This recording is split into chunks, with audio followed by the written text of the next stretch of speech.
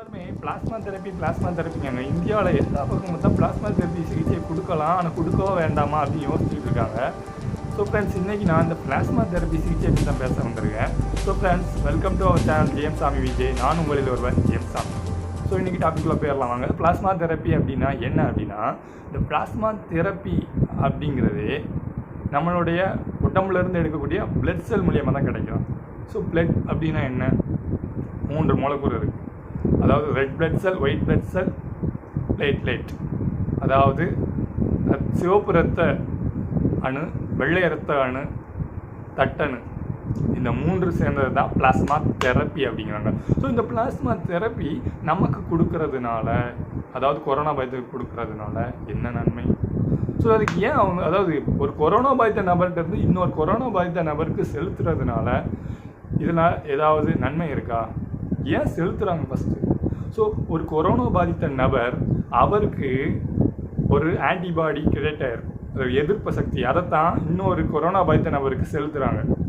So அவங்கக்கிட்ட இருக்கிற அந்த 3 செல்லையும் பிரித்து, நான் சொன்னல red blood cell, white blood cell, platelet, அதை பிரித்து அதிலேருந்து பிளாஸ்மாவை தனியாக எடுத்து தான் இந்த கொரோனா பாதித்த ஒரு கொரோனா பாதித்த நபருக்கு இன்னொரு கொரோனா பாதித்த நபருக்கு அனுப்பும்.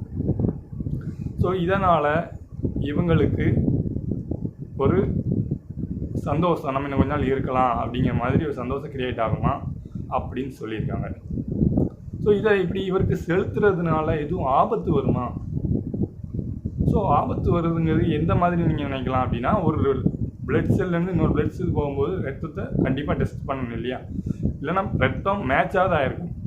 ஸோ இந்த பிளாஸ்மா தெரப்பியில் அப்படி ஒன்றும் எதுவும் இல்லை.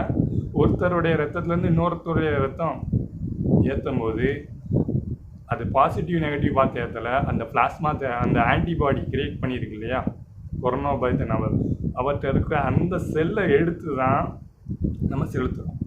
ஸோ இதனால் ஏ குரூப், பி குரூப் அதெல்லாம் இல்லை, ஈஸியாக எல்லாம் ஏற்றலாம். இதுக்கு ஆபத்து இல்லை.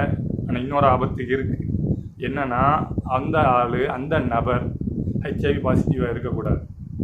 2வது, அவருக்கு சுகர், ப்ரெஷர் இதெல்லாம் இருக்கக்கூடாது. மேக்ஸிமம் யங்ஸ்டராக இருந்தால் பரவாயில்ல. யங்ஸ்டர் கொரோனா பாதித்து அவங்கள்ட்ட இவங்களுக்கு செலுத்தியிருந்தால் பெட்டர் அப்படின்னு சொல்லியிருக்காங்க. ஸோ இது எந்தெந்த நாடுகள்லாம் சாத்தியமாக இருக்குது?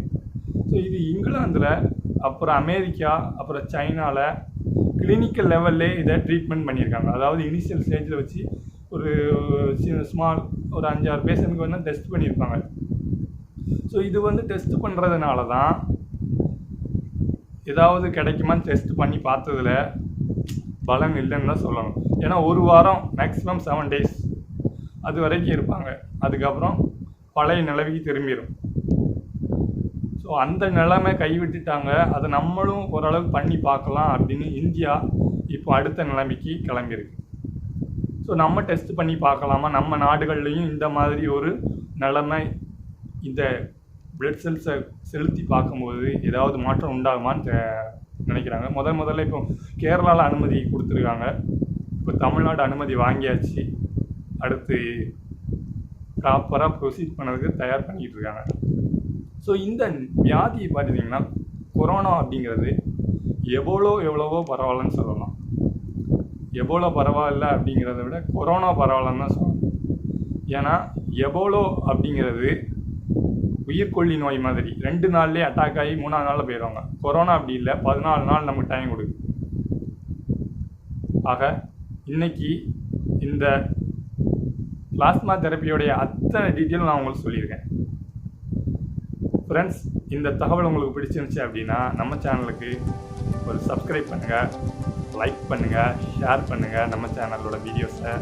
அப்படி சொல்லிட்டு மீண்டும் ஒரு நல்ல பதிவுடன் உங்களை நான் சந்திக்கிறேன். நன்றி நண்பர்கள்.